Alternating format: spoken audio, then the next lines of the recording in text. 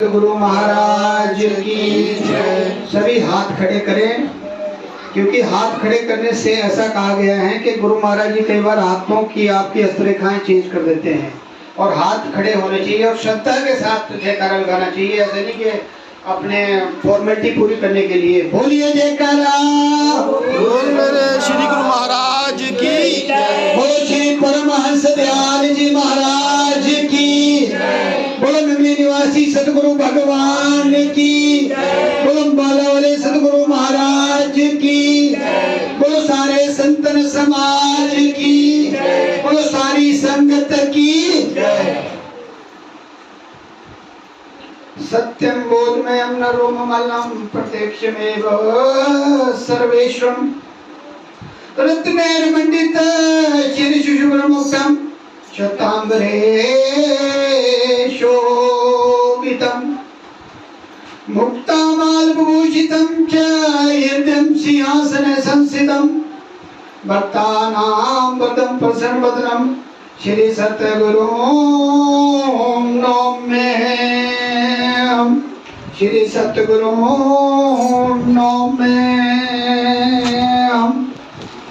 बंदा से पार गुरु जी के सिमरण मात्र से नाशत विघ्न अनंत ताते सर्वारंभ में ध्यावत है सब संत। ध्यावत है सब संत।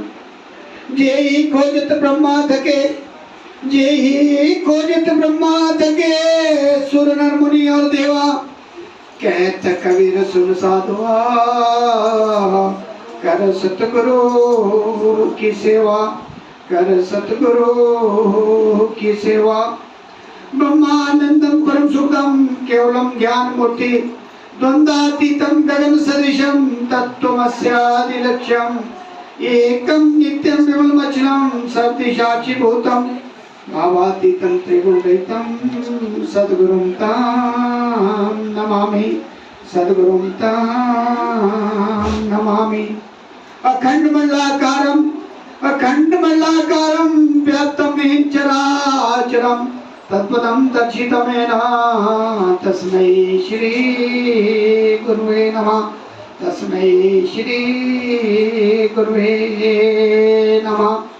सब धरती कागज करो, सब धरती कागज करो, लेखनी सब नराए, सात समुद्र की मसी करो, गुरु गुण लिखा न जाए, गुरु गुण लिखा न जाए।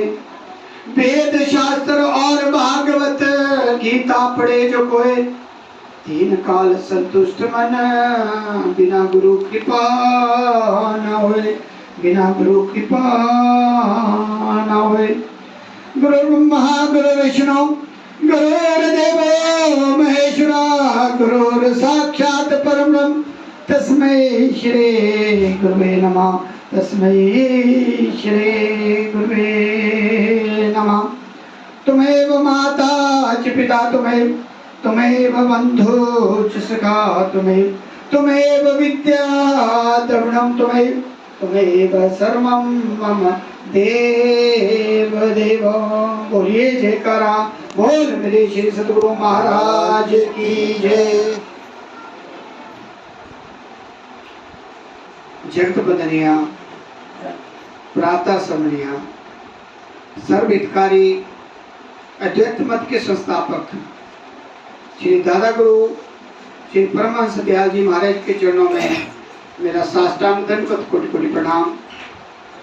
सभी के हृदय सम्राट प्राणधन नंगली निवासी सदगुरु भगवान जी के चरणों में साष्टांग दंडवत कोटि कोटि प्रणाम। अम्बाला वाले सदगुरु महाराज जी के चरणों में साष्टांग दंडवत कोटि कोटि प्रणाम। सारे संतन समाज को मेरा कोटि कोटि सादर प्रणाम। और यहाँ बैठी हुई मेरे सभी भाईजान, बुजुर्ग, बच्चे, माताएं, बहनें, सभी के चरणों में मेरा प्रणाम और प्यार भरा जय सदानंद जी। आज फिर से कहते हैं सुलखनी घड़ियां जो हमारे एक अलग खाते में लिखी जाती हैं, स्वर्णिम अक्षरों में को आज हमारे भाई सोमदत्त और बहन जी कला जी के घर में जो सत्संग रूपी प्रयाग का आज आगमन हुआ है, अपने बुजुर्गों के उनके कल्याण हेतु और उनके मुक्ति हेतु जो आज श्राद्ध की तिथि इन्होंने जो भाव प्रकट किया है, जो श्रद्धा, श्राद्ध का मतलब है कि श्रद्धा, अपने पितरों के प्रति श्रद्धा, और जो इसको निभाता है उसके घर में हमेशा बरकत बनी रहती है, क्योंकि उन्हीं के द्वारा हमें आशीर्वाद मिलता है कि हम अपने असली मार्ग पर अग्रसर हो।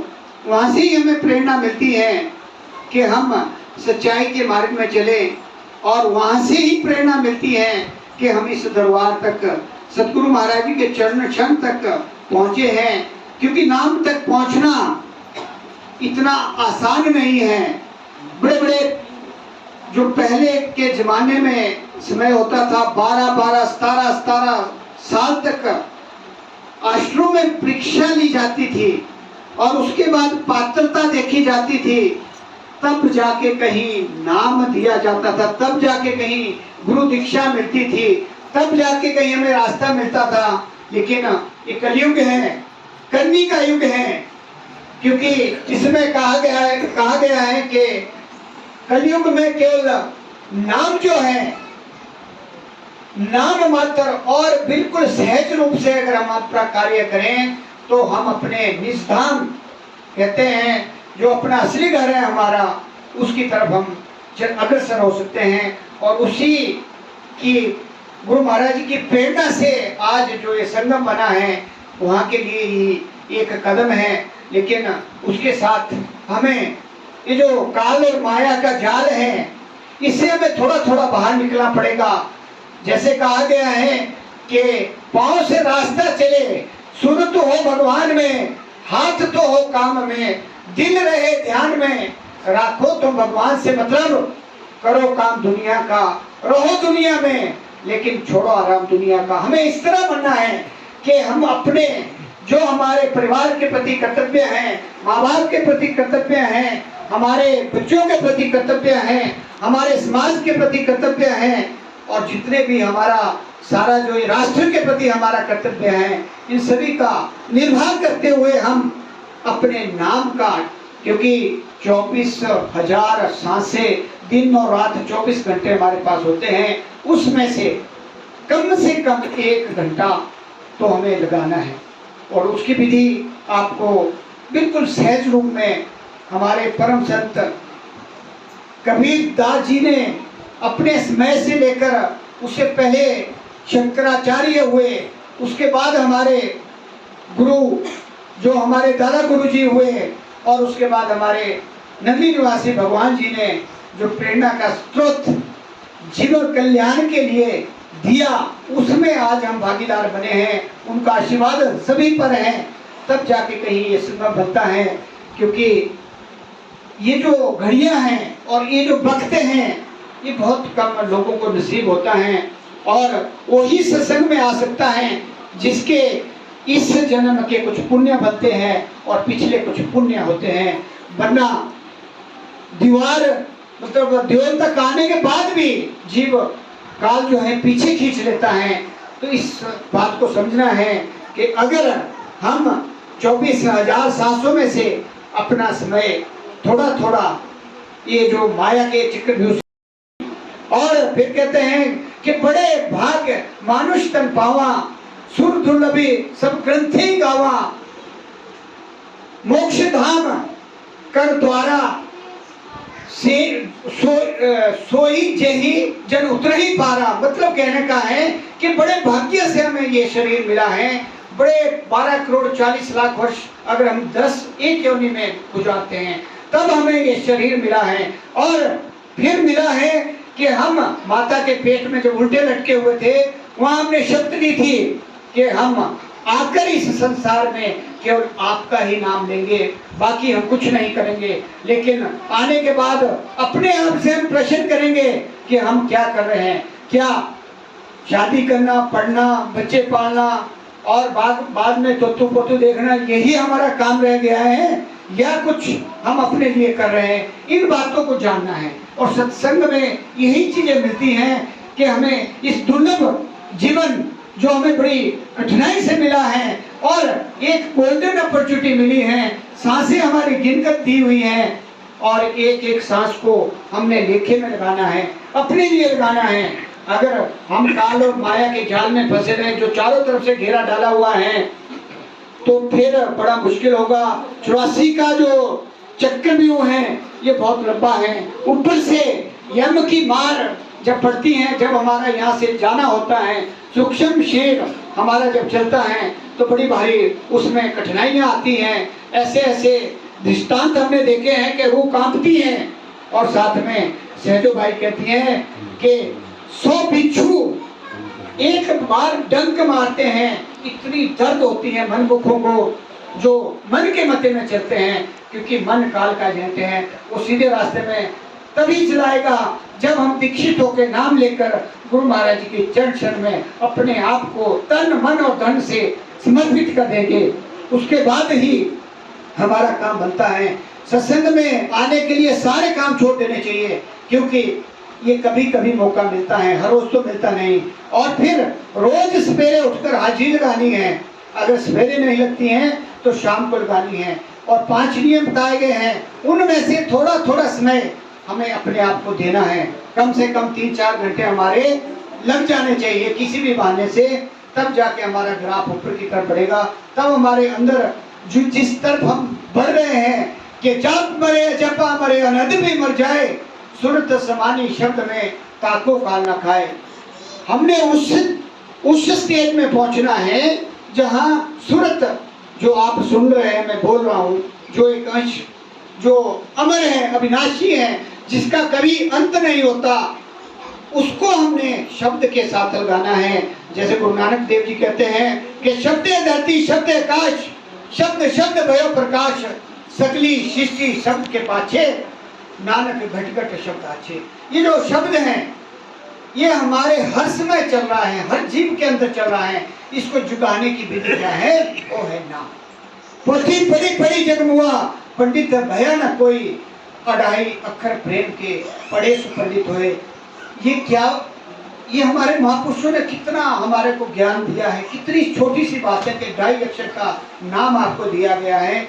ना कोई ना कोई वो जो कर्मकांड में होते हैं ना सारे जितने, उसमें 2-3 घंटे तो ऐसे ही चाहिए उसके लिए करने के, शुद्धता के लिए, उसके मंत्रों के लिए। आपको तो इतना दिया है कि किसी भी हालत में रहो, आप कहीं भी जाओ, आप नाम जप सकते हैं, क्योंकि वो श्वासों का खेल है। अजपा जाप जो श्वासों से चला हुआ है।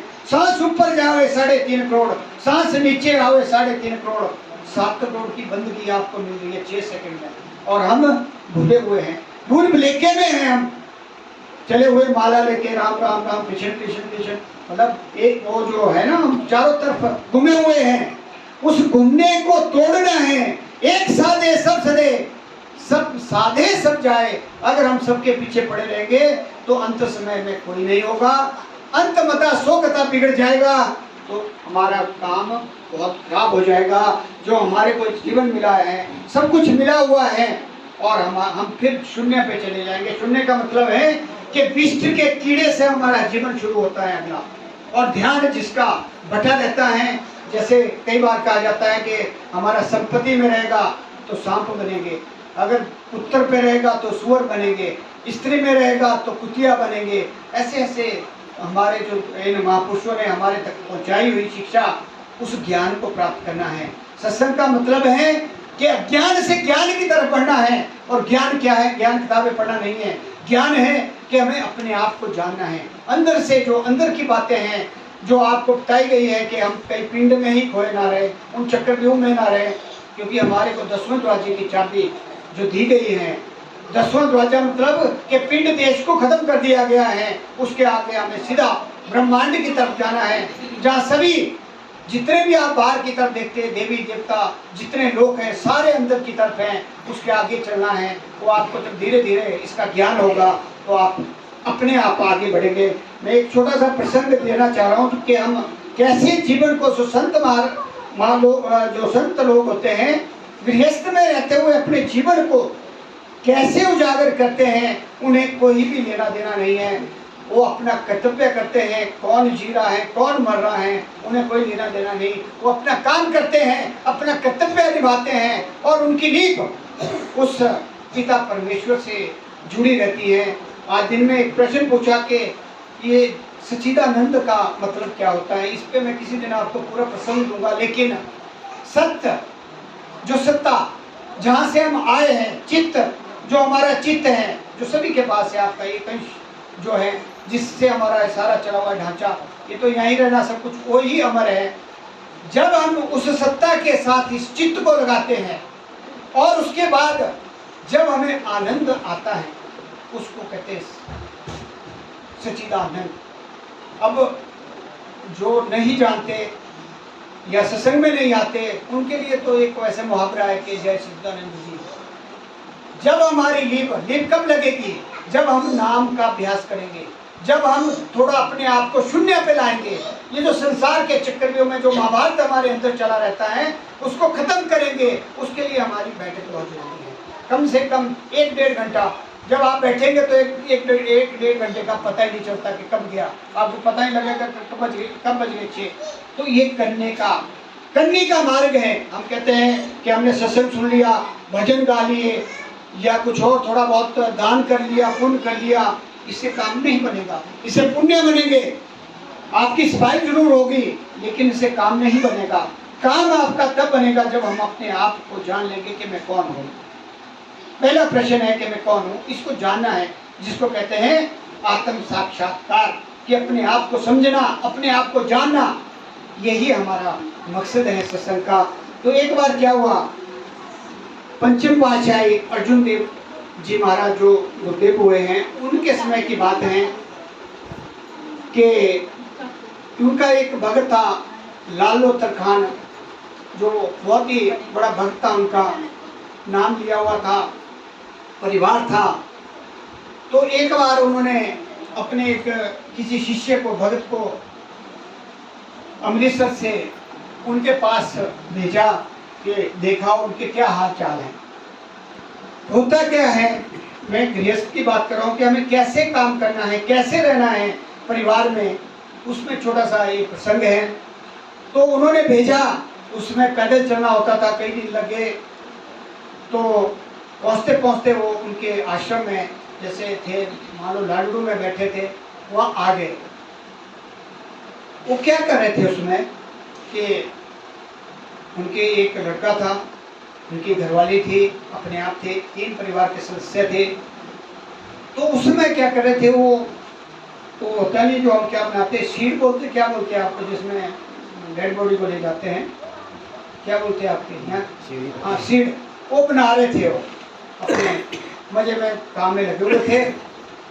तो वो आए साइड में, काफ़ी टाइम हो गया, खड़े रहे, देखते रहे। वो अपने मस्ती में लीब उनकी लगी हुई है, गुरु महाराज से अपना काम कर रहे हाथों से। जो अभी मैं बताया कि हाथ हमारे काम में रहने चाहिए, ध्यान हमारा गुरु महाराज जी की तरफ रहना चाहिए। वैसे ही वो अपने सीढ़ बना रहे थे। वो देखते रहे। उन्होंने सोचा मेरा स्वागत किया जाए या मुझे पूछा जाए। उन्होंने कुछ नहीं किया, अपने काम में मस्त। उनको नहीं पता कौन आया कौन नहीं। पौना घंटा हो गया, और पौना घंटा होने के बाद जब उनकी वो तैयार हो गई थी, तो फिर उन्होंने दूसरी तरफ को देखा, तो देखा कि वहाँ एक भक्त जी खड़े हैं। उन्होंने कहा कि आओ भगत जी, कैसे आना हुआ? उन्होंने कहा कि गुरु महाराज ने मुझे आपकी देख हाल चाल पूछने के लिए भेजा है कि आप किस हालत में हैं, क्या कर रहे हैं। तो आपने मतलब ना आने का, ना पानी, ना कुछ नहीं, लेना देना, ऐसी बातें हुई जो होती हैं आम। उन्होंने कहा कि मेरा ध्यान अपने काम में था, मैं अपने काम में लगा हुआ था। तो उन्होंने प्रश्न किया कि आप ये अर्थी किसको बना रहे हैं? अब उन्होंने कहा कि मेरे बेटे की शादी है 3 दिन के बाद, 2-3 दिन के बाद, और जब वो दुल्हन को लेके आएगा, रास्ते में उसको सांप काटेगा। और मैं उसकी तैयारी कर रहा हूँ। परेशान हो गई। कहती जब आपको इतना पता है कि आपके बेटे की मौत आ रही है और समय भी आपको पता है, तो आप उपाय क्यों नहीं कर लेते? कि आपका प्रारब्ध भी इसमें आता है कि जो प्रारब्ध हमारा जब हम माँ के पेट में थे लिख दिया गया है, उसको कोई नहीं टाल सकता। कहाँ आपका जन्म होगा, क्या आपकी शिक्षा होगी, क्या आपका बच्चा होगा, क्या आपका परिवार होगा, क्या आपके साथ होना है, वो पहले ही निश्चित हो जाता है। जो प्रारब्ध होता है उसको प्रकृति नहीं टाल सकती, केवल आपके सत्कर्म ही उसको चेंज कर सकते हैं। ऐसा ग्रंथों में भी लिखा गया है, महापुरुषों के वचनों में भी लिखा गया है। जो हमारे साथ होना है वो होके ही रहेगा, उसको कम किया जा सकता है अपने कर्मों के द्वारा, बाकी कोई रास्ता नहीं है। तो इसमें एक प्रारब्ध की बात भी आती है, तो उनको सारा, क्योंकि जो जिन्होंने अपना त्रिनेत्र खोल लिया है, जिन्होंने, जब हम भी उस स्टेज में पहुंचेंगे हमारे को भी ज्ञान हो जाएगा। हम हर किसी, आप सभी के बारे में बता सकते हैं कि आपका कितनी आयु है, आप कहाँ, मतलब हम कहीं भी जा सकते हैं जब हमें आत्म साक्षात्कार होता है। तो वैसे ही संत थे वो जो लालू खान थे, तो उन्होंने कहा कि ऐसा ऐसा होना है और इसलिए मैं जो है पहले अर्थी तैयार कर रहा हूँ। तो फिर उन्होंने शुरू कर दिया, एक वो जो यहाँ लगाते हैं ना, जब एक्सीडेंट होता है, क्या बोलते हैं उसको, बाजू के नीचे लगाते हैं, बैसाखी, हाँ, क्या बोलते हैं, बैसाखी, बैसाखी बनानी शुरू कर दी। वो फिर देखता रहा क्या करे, संत जी क्या कर रहे हैं। उन्होंने बैसाखी बनानी शुरू कर दी। फिर उसे राय नहीं गया, फिर पूछा कि ये किस लिए बना रहे हैं। उन्होंने कहा कि मेरी वाइफ ऊपर होगी उस मंजिल पे, जब ये सुनेगी तो नीचे गिरेगी और उसकी जो अवस्था बनेगी उसमें बैसाखी की जरूरत होगी। वो फिर परेशान हो गया कि आपको सब कुछ पता है, उसके बाद भी आप कोई उपाय नहीं कर रहे हैं इसके बचने का। वो फिर हंसते हंसते अपना काम कर रहे हैं। फिर तीसरी बार फिर पूछा उसने कि महाराज आपको जब पता है तो आप प्रबंध करो कुछ इनका बचाने का, वाइफ का भी बच्चे का भी। वो फिर हंसते हुए अपना काम अपनी लगी हुई है, मस्त हैं। जब वो माना ही नहीं तो फिर उन्होंने कहा कि 7 दिन के बाद वो जो पार्शिमल का पेड़ दिख रहा है वो धार पे, इस पे आपको फांसी की सजा होगी, आपको फांसी पे लटकाया जाएगा, जाओ अपने को बचाओ। वो परेशान होगा, उसके तो तोते उड़ गए, थरथरा गया। अब करे तो क्या, 7 दिन में। पर अब मनमुख की बात यहाँ आती है कि मनमुख क्या सोचता है। जब हमारे विचार बिल्कुल एक तरफ नहीं होते, चारों तरफ घूमे होते, तो हम सोचने में मजबूर हो जाते हैं कि क्या करें। जब तक परिपक्व नहीं हुआ हमारा किसी भी काम में, तब तक हम उलझे रहते हैं। महाभारत हमारा चला था, उसके भी महाभारत चला था अंदर।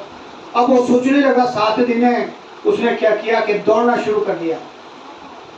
दौड़ते दौड़ते दौड़ते के 7 दिन तो मैं बहुत पता नहीं कितना 7 दिन में कर लूंगा, अगर कोई आएगा भी मुझे मारने तो इतनी दूर कहाँ आएगा। उन्होंने ये कहा था कि राजा जो है आपको फांसी देगा, राजा के जो दूत आएंगे वो देंगे फांसी आपको। अब चला गया। अब जब 6 दिन हो गए तो बहुत थक गया और जाके कहीं एक जंगल में सो गया। मैं बहुत दूर आ गया हूँ, मैं मन के मत्ते में हम चल रहे हैं। होता क्या है कि राजा के दरबार में चोरी होती है, चोर जो हैं वहां से काफी माल ले जाते हैं। और जब पता चलता है राजा का, वो चोर आगे दौड़े होते हैं, पीछे से राजा के दूत चले होते हैं और चलते चलते जो है वो जो चोर है उस जंगल में पहुंच जाते हैं जहाँ वो सोया हुआ था। अब उन्होंने ज्यादा ध्यान नहीं दिया, उस साइड में बैठ गए, वहाँ उसको डिवाइड करने लगे। 4 बंदे थे, वो जितना माल मिला था उसको बराबर बराबर आपस में बांटना था। बाकी तो उन्होंने बांट लिया। एक हार था वो टूट रहा था, जो उस उनकी जो क्या नाम होती है रानी का हार, नौलखा, उनसे टूटा नहीं। उन्होंने कहा देखा वो भैया सोया हुआ बेचारा गरीबड़ा सा, क्यों ना इसके गले में डाल देते, अपना बढ़िया जिंदगी जिएगा। और उस हार को बिना किसी उसके, उनके मन में कुछ नहीं था कि कौन क्या क्यों, कुछ नहीं था। उन्होंने ऐसा समझ के कि ये बेचारा गरीबड़ा सा है, उसके गले में डाल दिया। और हुआ क्या कि वो तो सोया हुआ था बेचारा, उधर से पीछे से जो है तो राजा के दूत वहाँ पहुँच गए। वो तो भाग गए चोर, और वो जो था वहाँ, वो जो उन्होंने भेजा हुआ भक्त, उसको उन्होंने पकड़ लिया। देखा कि ये तो नौलखा हार रानी का है, और उसको पकड़ के ले गए दरबार में। राजा के पास पेश हुआ। जब देखा गया तो हार रानी का था।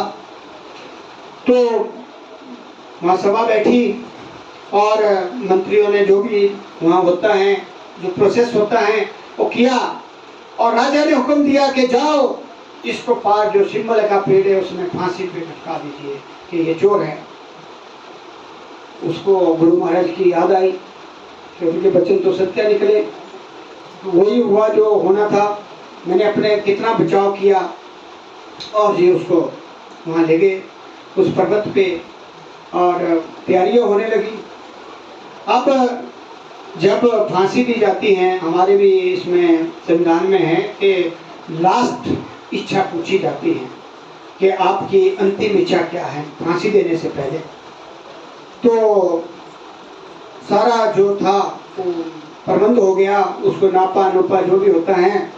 फिर जब उसको अंतिम इच्छा उसकी पूछी गई, तो उसने कहा कि वहाँ सामने वो जगह दिखाई, जैसे मैंने कहा कि लालू के सामने एक मेरे गुरुजी हैं लालो तरखान में, उनके दर्शन करना चाहता।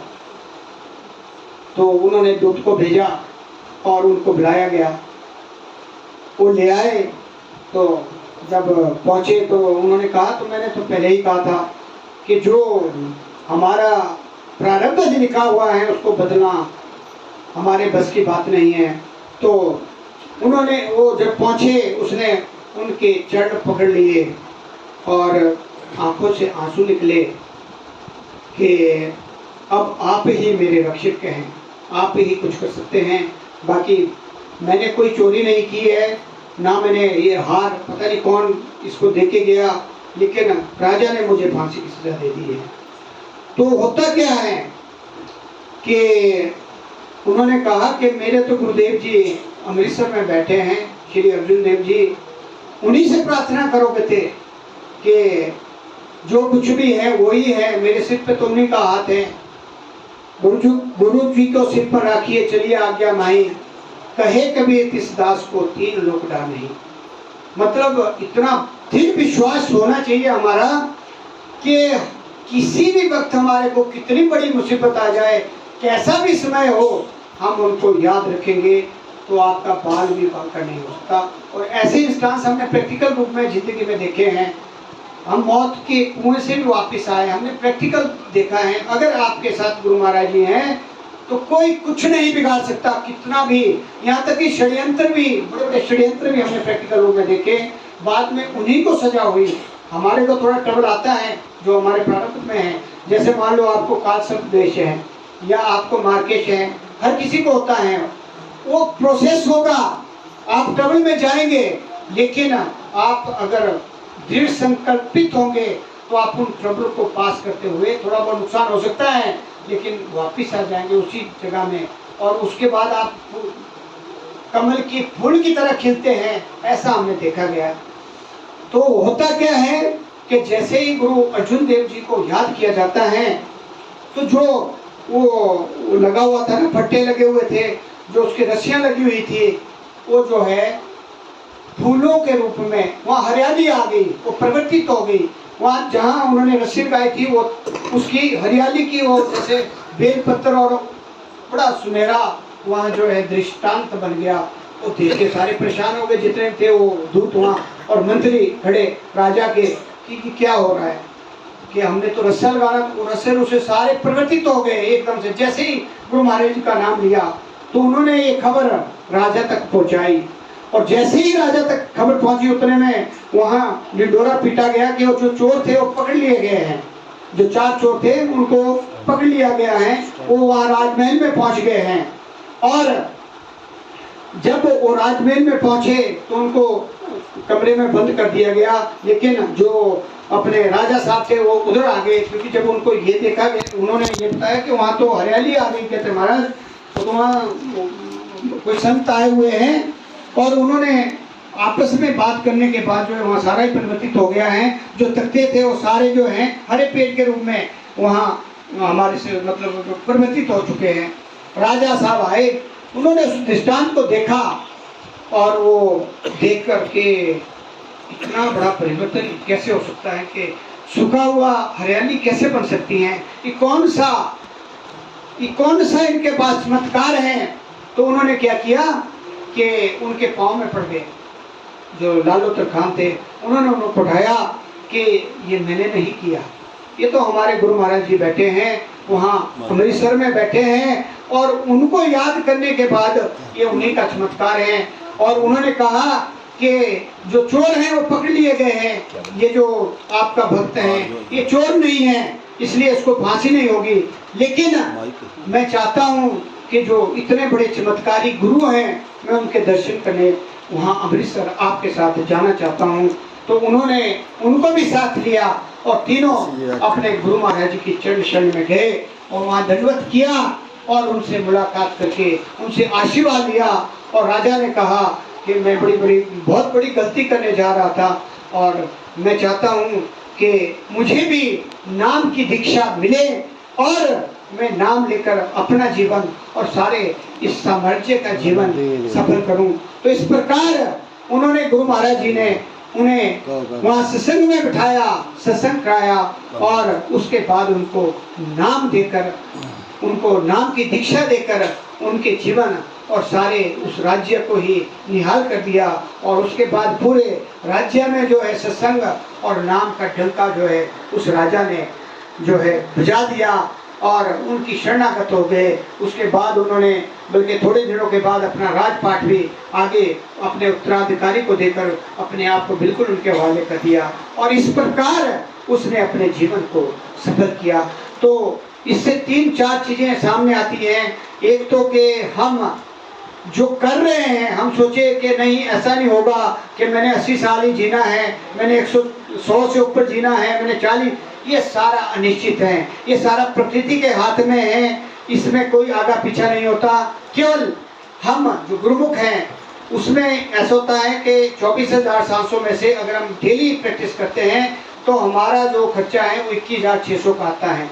21,600 का मतलब है कि डेली हमारे उससे आगे के जितने सांस हैं वो हमारे उम्र को बढ़ाते हैं, हमारे जीवन को बढ़ाते हैं। जितने महात्मा लोग हैं ऐसा नहीं है कि उनको ज़्यादा मिला हुआ है, नो, किसी को ज़्यादा नहीं मिला है, लेकिन जितने सांस रोकते हैं, जितना अधिक हम कमाई करते हैं, उनकी जो सांसें हैं वो क्रेडिट में बढ़ती जाती हैं। इसलिए जो गुरुमुख बन जाता है उसकी 21,600 का खर्चा आता है 24,000 में से, और बाकी जो सांसें हैं उसकी उसके क्रेडिट में बदली जाती हैं। और आप अगर डेली करते हैं तो आप देखोगे अपने आप आपका जो है समय बढ़ता जाएगा। लेकिन जो होनी है उसको कोई टाल नहीं सकता, चाहे ब्रह्मा है, चाहे विष्णु है, चाहे भोले शंकर हैं, चाहे माता जी हैं, चाहे सारे जितने भी ये हमारे संसार के देवी देवता हैं, इनके बस की बात नहीं है।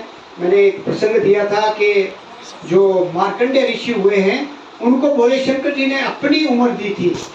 उनको ऐसा कहा जाता है जब हमारे को ध्यान नहीं होता कि नहीं, उनको तो भोले शंकर जी ने अमर कर दिया था, लेकिन उन्होंने अपनी उम्र दी थी उनको 1 लाख वर्ष की। 1 लाख वर्ष वो जिए, उन्होंने 18 पुराण लिखे। तो उसका बड़ा प्रसंग है।